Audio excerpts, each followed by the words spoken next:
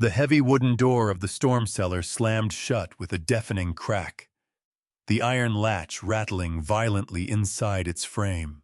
Clara Vance froze in the damp darkness, her knuckles white, as she squeezed the brass lantern in her hand. Overhead, the timber beams groaned beneath the weight of howling Wyoming winds casting long, frantic shadows across the dirt walls. Outside, a horse screamed in the night, a sharp, terrified sound swallowed almost instantly by the rising blizzard. The storm had arrived 2 weeks early, and inside this freezing pantry, the remaining flour sacks were nearly empty. If these meager rations failed, 40 hungry cowboys would freeze, and every accusing eye on Sun River Ranch would turn to her. She held her breath, listening to the gale claw at the floorboards above. At 28, Clara was no stranger to survival. But the cold settling in her bones tonight had little to do with the weather. It was the familiar heavy dread she had carried across 3 states. The silent terror that no matter how hard she worked, her past would eventually catch up and destroy the fragile sanctuary she was trying to build. 3 weeks earlier, the world had looked vastly different, though no less unforgiving. The dusty stagecoach, carrying Clara, had rolled slowly across the endless Wyoming prairie beneath a bruised autumn sky. The journey from Ohio had taken nearly 15 grueling days, long enough for a faint spark of hope to ignite in her chest, and long enough for fear to poison it. Clara had spent most of those miles sitting near the small glass window, her gloved hands folded tightly in her lap, watching the barren landscape sweep past. The other passengers had passed the long hours chatting about cattle prices and land claims, but Clara had remained silent. Silence was an armor she had perfected over the last 5 years. When people believed you were not paying attention, they revealed exactly who they were. They whispered behind calloused palms, or sometimes they didn't bother whispering at all. Thomas Vance's girl, they would mutter, their eyes narrowing with cold disgust. Daughter of a convict. A thief's blood always runs true. Clara had learned to stare straight ahead.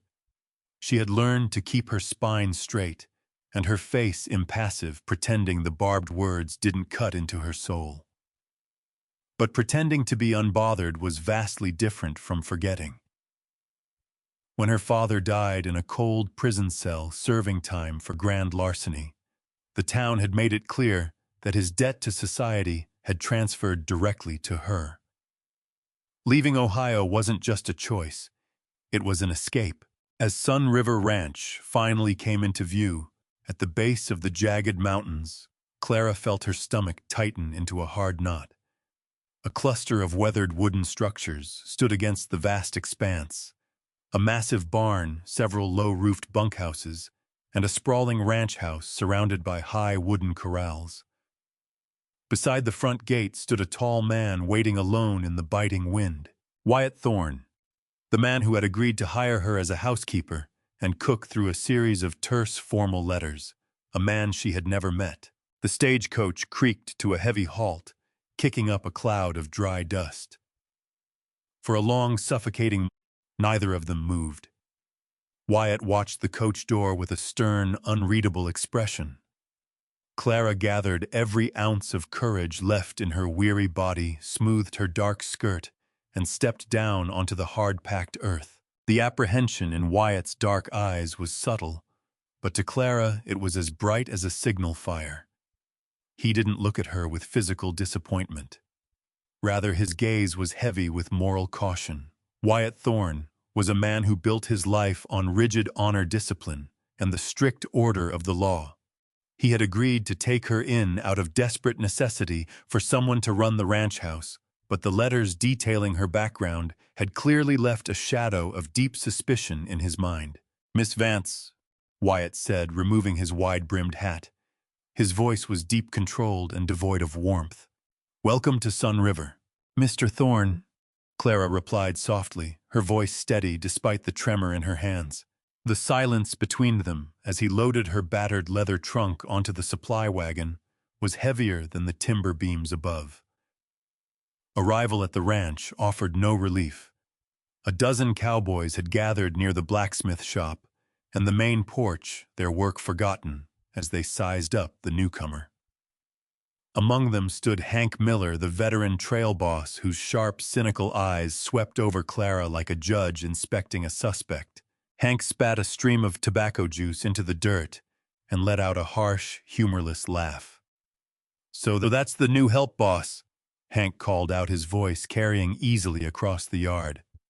"You bring a convict's daughter to guard the pantry and watch the ledger. Better keep our lockboxes double-bolted, boys, or we'll be riding empty by Christmas." A few younger hands snickered while others shifted uncomfortably. Wyatt shot Hank a stern, warning glance that cut the laughter short, but he offered no defense on Clara's behalf.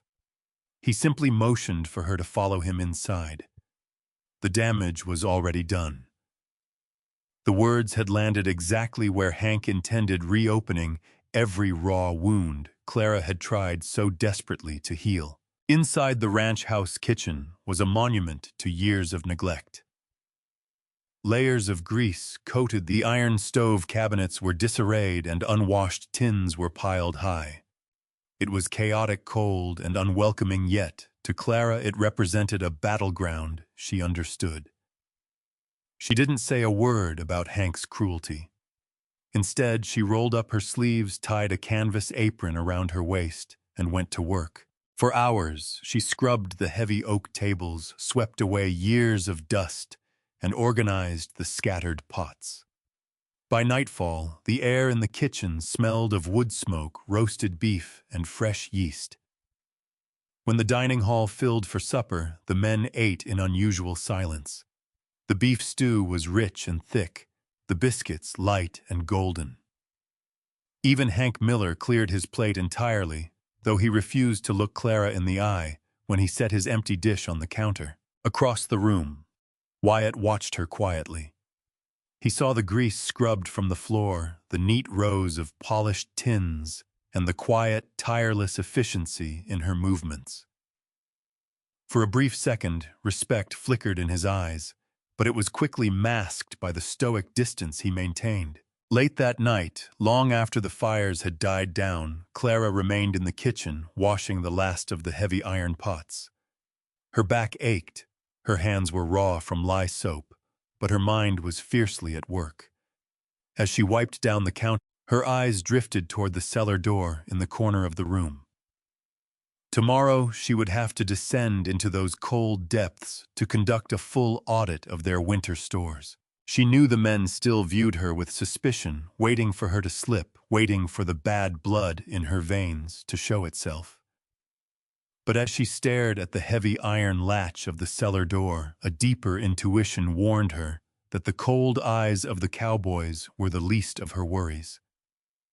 The true danger lay hidden beneath the floorboards, in the vanishing numbers of a mismanaged inventory, a secret that would force her to stand between 40 hostile men and the brutal winter knocking at their door. The damp, biting air inside the storm cellar felt like stepping into an icebox, but it was the silent testimony of the wooden shelves that made Clara Vance's blood run cold. Holding her brass lantern high, its amber glow flickering against the sweat-dampened stone walls, she moved systematically down the narrow aisle. Her fingers, calloused and raw from scrubbing, traced the burlap sacks of flour, the wooden barrels of salt pork, and the rows of preserved vegetables. She didn't just look. She counted, weighed, and verified every item against the faded ink of the ranch's official ledger resting on a nearby crate.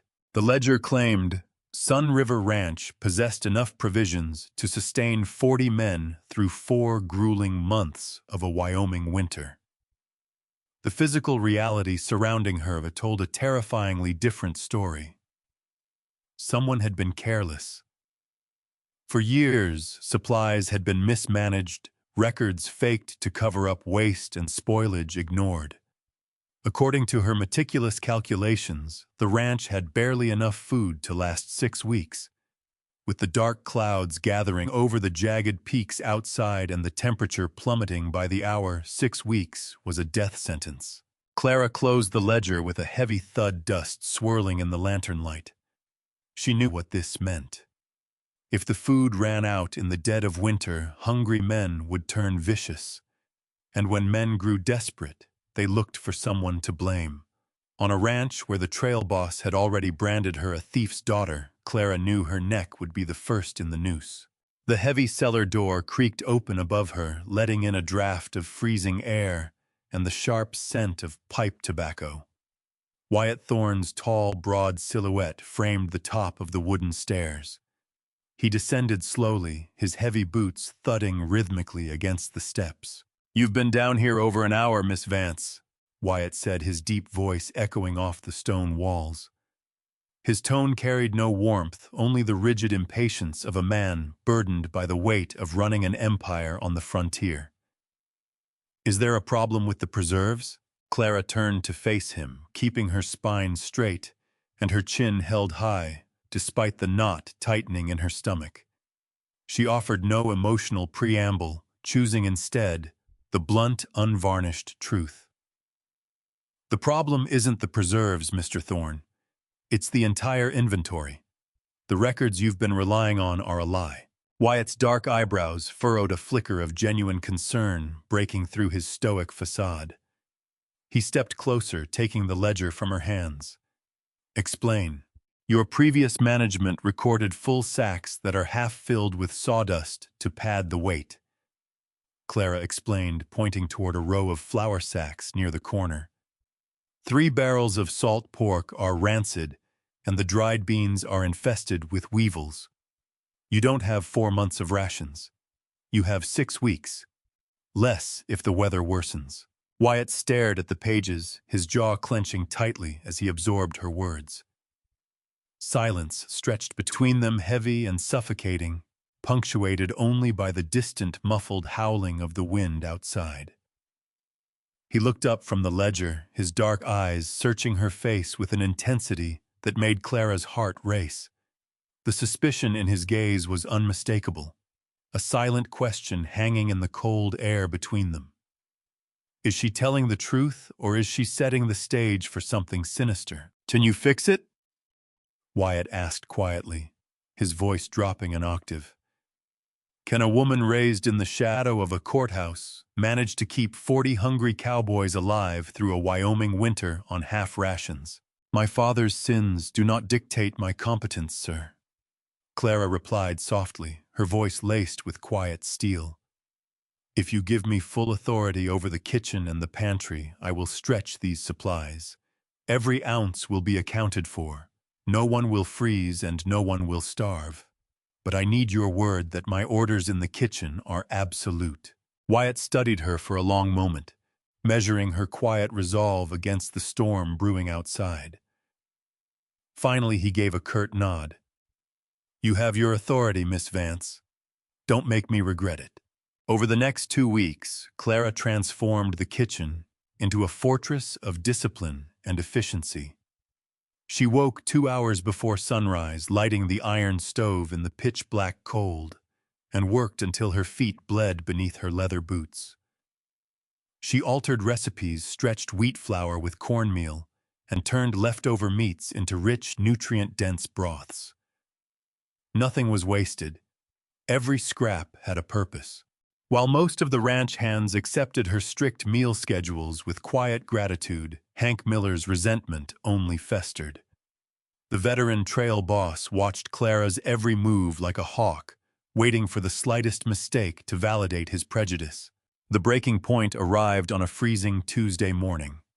The first hard freeze had locked the valley in ice, coating the fences in thick frost. As Clara was preparing the midday meal, Hank stormed into the kitchen, his face red with fury. Behind him, a few younger cowboys hovered near the open door, watching the confrontation unfold. Hank slammed a small leather pouch onto the wooden table, sending a spray of flour into the air. 4 cans of peaches and a slab of salted bacon are missing from the cold storage, Thorne," Hank barked, turning toward Wyatt, who had just entered through the back door. Hank then pointed a thick, calloused finger directly at Clara's face. "I told you, boss. You bring a convict's blood onto this ranch, and things start disappearing. She's stashing food for herself, or worse, setting it aside to sell when the supply wagons come through." A heavy silence fell over the kitchen. The younger hands shifted uncomfortably, but no one spoke up. Clara froze, a flour-dusted wooden spoon held in her hand, her heart hammering against her ribs like a trapped bird. The accusation was absurd, but in a community built on trust, the shadow of a doubt was as lethal as a bullet. "That is a lie, Mr. Miller," Clara said, forcing her voice to remain calm, though her hands trembled slightly. "I accounted for every tin in the logbook this morning. The bacon was rendered for tonight's stew, and the peaches were moved to the dry pantry to prevent them from freezing solid." "You expect us to take the word of a thief's daughter?" Hank sneered, stepping closer, his voice dripping with venom. "You can't wash away bad blood with flour and soap, girl. A rat belongs in the cellar, not running the house." The words struck Clara like a physical blow, reopening every agonizing wound she had tried so hard to bury. She looked toward Wyatt, hoping for a shred of defense, a single word of support. But Wyatt stood silent, his expression unreadable, bound by the rigid necessity of maintaining order among his men. His silence hurt far more than Hank's cruelty. Unable to bear the weight of 40 accusing eyes any longer, Clara turned away, her throat tight with unshed tears. She retreated into the quiet sanctuary of the pantry, pulling the door shut behind her. In the dim, cold darkness, the strength she had maintained for weeks finally shattered. Dropping her spoon onto the table, she gripped the edge of the wooden shelf, her shoulders shaking as silent, heavy tears spilled down her cheeks. She was so tired of fighting a ghost, so tired of paying for a crime she never committed. Footsteps sounded outside, and the pantry door creaked open. Clara quickly wiped her eyes, bracing herself for another attack. But it wasn't Hank, nor was it Wyatt. Old Gideon Ross stood in the doorway, his weathered, lined face filled with a gentle, knowing sympathy. The old ranch hand held an armful of dry oak firewood, which he carefully stacked beside the small stove. He looked at Clara, his soft blue eyes catching the dim light. "People like Hank only look for scars, child," Gideon said softly, his voice rough as gravel but warm as a hearth fire. "Because looking at a scar is easier than looking at their own ugly heart. You don't quit before men like that. You show 'em what you're made of." Clara took a deep, shuddering breath, Gideon's words anchoring her fraying spirit. She nodded slowly, wiping the last of the tears from her face, unaware that far to the north, beyond the frozen mountains, an even greater storm was gathering, a blizzard that would bring the returning trail crew to their knees and force every man on Sun River Ranch to face the truth about Clara Vance. The blizzard descended upon the Sun River Valley not as a gentle fall of winter snow, but as a ravenous, howling beast. By nightfall, whiteout conditions had swallowed the horizon, whole burying fences beneath 6-foot drifts and rattling the heavy timbers of the ranch house until the iron nails groaned in their sockets. Inside the kitchen, the air was thick with the scent of boiling bones, dried thyme, and baking dough. Clara Vance worked with a quiet, ferocious focus, her hands moving in a rhythm born of pure survival. Guided by Gideon's words, she had buried her tears beneath a wall of unyielding resolve, refusing to let Hank Miller, or the shadow of her father's past, break her spirit. Every hour brought fresh disaster.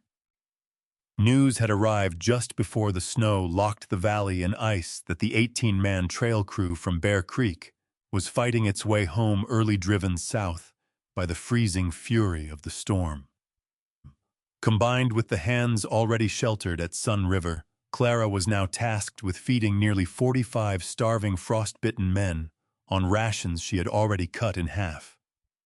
Failure meant death, not just for her fragile reputation, but for the men relying on the warmth of her kitchen. She spent 14 straight hours on her feet, her canvas apron stained with flour and meat broth. She stretched the remaining flour with ground corn, baked round after round of dense steaming bread, and transformed scrawny beef bones into a rich hot stew that filled the dining hall with life. When the back door finally burst open, bringing in a swirl of ice and 18 half-frozen cowboys covered in thick sheets of white, Clara was ready. The dining hall erupted into chaotic activity. Men stumbled inside their fingers, stiff as pine twigs, their breath blooming in heavy white clouds. Plate after plate of hot food vanished from Clara's serving table as the men ate in a stunned, ravenous silence, the deep, reverent quiet of human beings brought back from the brink of freezing to death. Across the crowded room, Wyatt Thorne watched Clara move seamlessly through the chaos.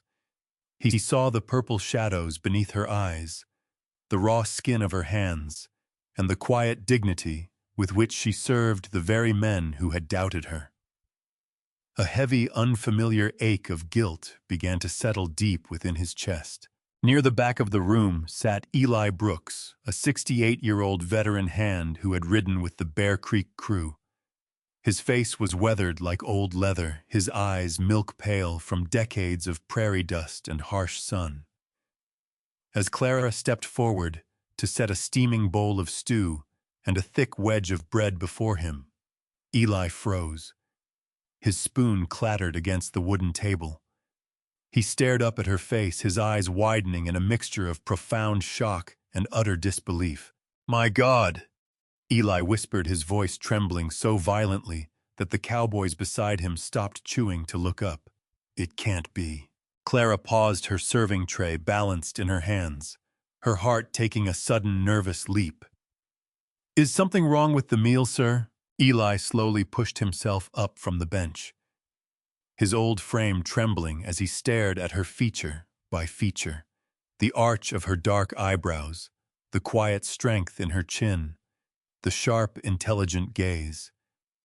"You're Thomas Vance's girl." He breathed the words, carrying across the suddenly quiet dining hall like a thunderclap. The room fell instantly silent. Hank Miller, who was leaning against the fireplace mantel, let out a harsh, mocking scoff. "You recognize the family resemblance, Eli. Careful with your tin cups, old man. We all know what her blood is made of." "Shut your mouth, Hank!" Eli roared, his voice cracking with an explosive fury that shocked every cowboy in the room. Tears welled in the old man's pale eyes as he turned to face the crowd of 45 men. "You don't know a damn thing about Thomas Vance, none of you do." Wyatt stepped forward, his tall frame cutting through the crowd, his dark eyes locked on Eli. "What are you talking about, Eli?" Eli swallowed hard, wiping a trembling hand across his mouth, his gaze never leaving Clara's pale face. 15 years ago, I was working the lumber mills back in Ohio. It was the hardest winter on record.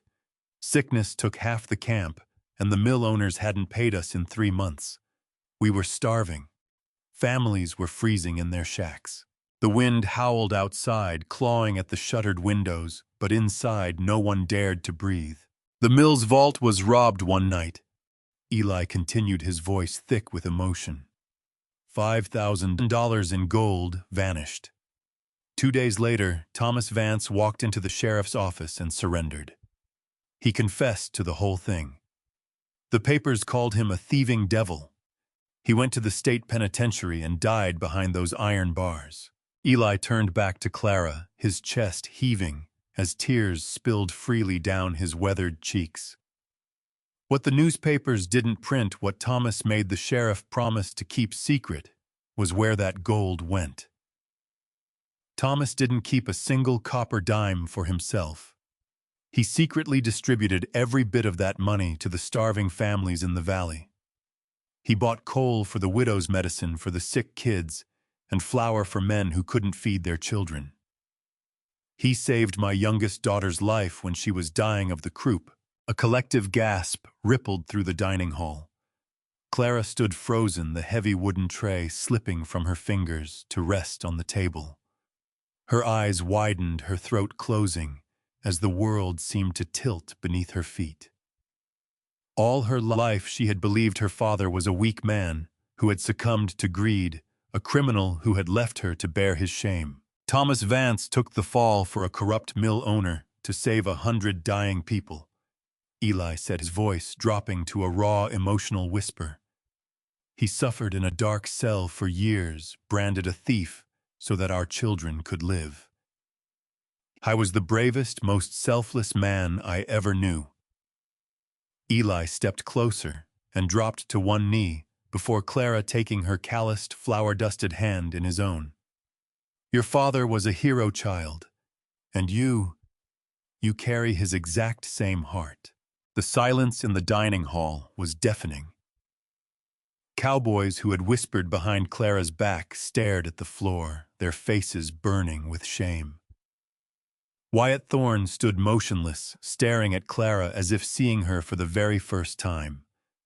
The rigid walls of suspicion he had built around his heart crumbled into ash, replaced by a profound, overwhelming reverence for the woman standing before him. Slowly from the corner of the room, a chair scraped against the floorboards. Hank Miller stood up.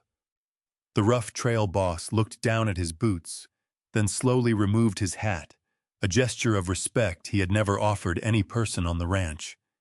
He walked toward Clara, his head bowed, his voice rough and stripped of all arrogance. I judged you by a lie, Miss Vance, Hank said quietly, unable to meet her eyes. I spoke cruel words to a woman who has worked harder to keep us alive than any man in this room. I was wrong. I'm sorry. Clara looked around the room, seeing 45 hardened men bowing their heads in silent honor of her father's memory and her own quiet strength. For the first time in 15 years, the heavy, suffocating iron chain of unearned shame shattered from her shoulders.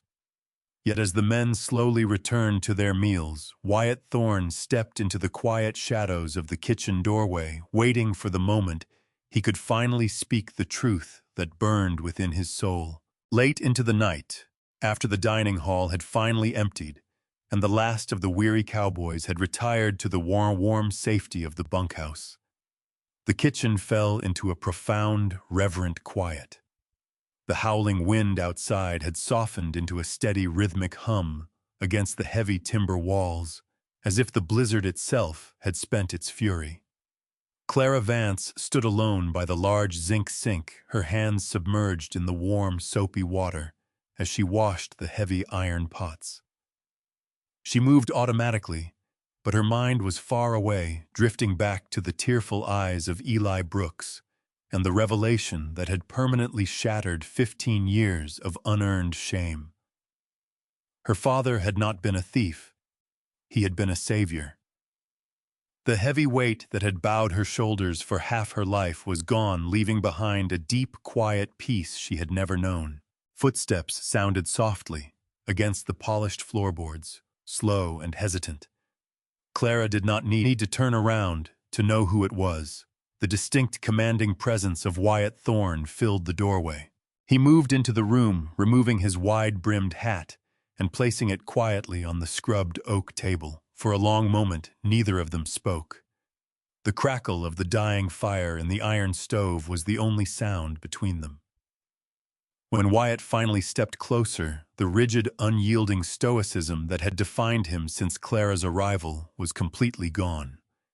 In its place was a raw, vulnerable honesty that softened the sharp angles of his face. When you stepped off that stagecoach 3 weeks ago, Miss Vance, Wyatt began, his deep voice carrying a quiet tremor, I looked at you through the lens of a courtroom record. I saw a name tarnished by scandal, and I let my own rigid pride cloud my judgment. Clara dried her hands on her canvas apron and turned to face him, her dark eyes clear and steady. She did not interrupt. She simply listened. Wyatt took a deep, shuddering breath, his dark eyes locking onto hers with unwavering sincerity. I spent my entire life believing that honor was defined by strict adherence to the law, by rules and iron discipline.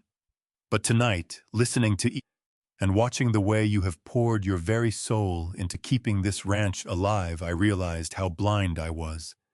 Your father possessed a higher honor, a willingness to bear the world's hatred so that others might live. And you— He paused, swallowing hard as emotion tightened his throat. You carry that exact same noble spirit. Mr. Thorne.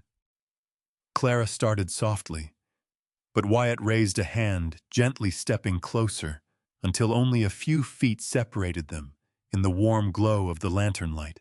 I am not asking for your forgiveness lightly, Clara, he said, using her first name for the very first time. I failed you as a host, and I failed you as a man when I stayed silent while others doubted your integrity. I promise you, on everything I own and every breath I have left, that no one on Sun River Ranch or anywhere in this territory will ever question your honor again. You saved this ranch, you saved my men, and you have forever changed me. A soft, genuine smile broke across Clara's lips, brushing away the last lingering shadows of her past. You don't need to apologize anymore, Wyatt. You gave me a home when no one else would. You gave me a chance to prove who I was, even when you had every reason to be cautious. The quiet understanding that passed between them that night marked the end of the long winter's siege. Over the next 2 months, as winter gradually loosened its icy grip on the Wyoming prairie, the transformation of Sun River Ranch became absolute. The roaring blizzards gave way to gentle spring rains, and the vast snow-covered plains bloomed into a carpet of vibrant green grass and yellow wildflowers. The atmosphere within the ranch had fundamentally shifted. Clara was no longer viewed as an outsider or a hired housekeeper. She had become the unquestioned heartbeat of the entire community. Hank Miller became her most fiercely loyal defender, ensuring that the heavy lifting and wood chopping were finished before she even asked. Gideon Ross sat by her stove every evening, sharing stories of the old frontier, while young Mateo Cruz helped her cultivate a new vegetable garden behind the main house. On a warm golden afternoon in late May, when the sky above the jagged peaks was a brilliant, cloudless blue, Wyatt asked Clara to walk with him up to the high ridge overlooking the valley. Below them, the sprawling timber buildings of Sun River Ranch stood bathed in sunlight, the massive barn, the corrals filled with healthy stock, and the main house puffing a thin, peaceful trail of smoke from its chimney. They stood together in silence for a long time, the gentle mountain breeze rustling through the tall grass around their boots. Wyatt turned to face her, his expression carrying none of the stern caution of the past, but a deep, overwhelming devotion. He reached into his coat pocket and withdrew a small velvet box, holding it out to her with a steady hand. When I wrote those letters to Ohio, I thought I was hiring someone to manage a house, Wyatt said softly, his voice rich with emotion. I thought I needed a housekeeper. I was wrong. I needed you, Clara. Your strength, your kindness, your grace. You brought warmth and life back into a place that was frozen long before the snow arrived. Wyatt dropped slowly to one knee in the mountain grass, looking up at her with clear, devoted eyes. I don't want a contract, and I don't want a manager.